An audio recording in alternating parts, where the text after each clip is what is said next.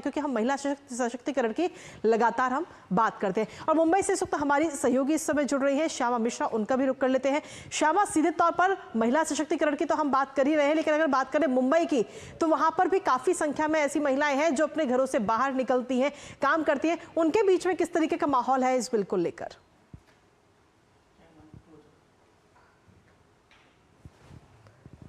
इस बिल के बारे में तो बहुत ज़्यादा संख्या में महिलाएं जो हैं एक तरीके से होपफुल हैं इस बात को लेके, क्योंकि जब हम एक महिला की बात करते हैं या एक माँ की बात करते हैं, हम हमेशा देखते हैं कि किस तरीके से एक महिला पूरे अपने परिवार के बारे में सोचती है कोई भी डिसीजन लेने के पहले, और अपने आप को एकदम अंतिम में रखती है और एक तरीके से बहुत सोचा समझा डिसीजन लेती है।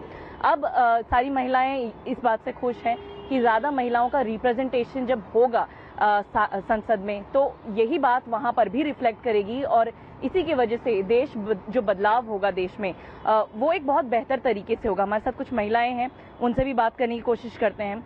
ये जो हम देख रहे हैं यहाँ पर 3 दिन का स्पेशल सत्र रखा गया है इस बिल के लिए, इस इम्प्लीमेंटेशन के लिए, कैसे देखते हैं आप इस बिल को, इस इम्प्लीमेंटेशन को, और क्या बदलाव आप उम्मीद कर रहे हैं आगे आने वाले समय में? पहले तो मैं बहुत बहुत धन्यवाद करना चाहती हूँ मोदी जी का, जो हमें आज़ादी मिली है। 78 ईयर्स हो गया है, तो हम सही मायने में हम लोग को अभी आज़ादी हम लोग को अभी मिल रही है। कि कैसे होता है कि नारी शक्ति वंदन अधिनियम भारत में एक ऐतिहासिक कदम होगा, जो सामाजिक, आर्थिक और राजनीतिक तौर पे हमें 33% आरक्षण मिलेगा, जो सांसद में, राज्य विधानसभा में जो लागू होने वाला है। ये कैसे होगा कि हम लोग कुछ निर्णय नहीं ले पाते, महिला होने के नाते कुछ निर्णय नहीं ले पाते, तो अभी हम लोग को आरक्षण मिलने के बाद जो समान निर्णय लेने का अधिकार है वो मिलेगा। जैसे कि मोदी जी ने उज्ज्वला योजना है, जैसे लखपति दीदी है, ऐसे बहुत सारी योजनाएं हमारे छोटे छोटे गाँव में लाए। जो महिलाओं मतलब खाना पकाती थी, उनको तकलीफ होता था, उज्ज्वला योजना के अंतर्गत उन्हें गैस सिलेंडर मिलवा दिया। फिर लखपति योजना है, जो बाहर शौच करते थे, अभी हर घर में स्वच्छ भारत अभियान के अंतर्गत ये किया गया है। तो मैं तो बहुत खुश हूँ। इतने सालों से आज़ादी मिलने के बाद भी ये नियम लागू नहीं हुआ था, आज़ादी नहीं मिल पा रही थी, आरक्षण नहीं मिल पा रहा था। तो मैं सबसे ये विनती करती हूँ, जो विरोधक पक्ष जो भी हो, जो इस नियम को, इस आरक्षण को जो विरोध करते हैं, जो विरोध जानबूझ के कर रहे हैं, उनको पता है कि अगर ये आरक्षण आएगा तो महिलाओं के लिए कितना अच्छा होगा, और कहीं ना कहीं जो पुरुष प्रधान जो बोलते हैं कम नहीं होगा। यहाँ पे क्या है, देखो, दोनों को, महिला और पुरुष को समान अधिकार दिया जा रहा है, कोई ऊपर नीच वैसे नहीं है। तो मैं सबको यही विनती करूंगी, इस बारे में थोड़ा सोचो। हम लोग तो बहुत खुश है जो आरक्षण मिलने वाला है। ये कैसे सिर्फ राजनीतिक तौर पे ही हम लोग को आरक्षण नहीं मिल रहा है, तो ये निर्णय लेने की क्षमता बढ़ा रहा है। तो मैं बहुत बहुत धन्यवाद करना चाहती हूँ अपने प्रधानमंत्री मोदी जी का। निर्णय लेने की क्षमता बढ़ा रहा है। आप बताइए, आपको कैसे आने वाले समय में एक बदलाव दिख रहा है, क्योंकि महिलाएं ज़्यादा होंगी संसद में?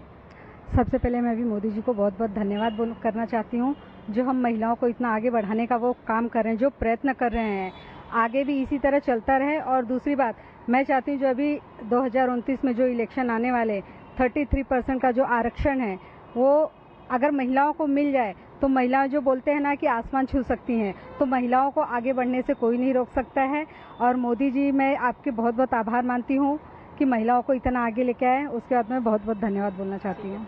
तो महिलाएं तो यहाँ पर साफ तौर पर बहुत खुश हैं, और इस बिल से, इसके इम्प्लीमेंटेशन से काफ़ी सारी बदलाव भी आएंगे।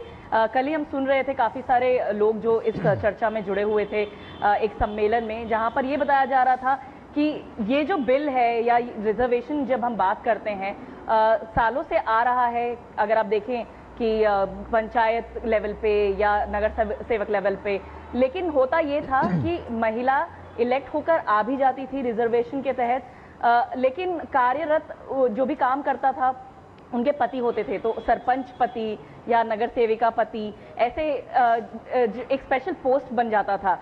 अब ये चीज़ बदल रही है धीरे धीरे, और काफ़ी सारे जगहों पर आप देखें तो जो ग्रास रूट पे भी महिला इलेक्ट होके आती हैं, वो अब अपना डिसीजन खुद ले रही हैं।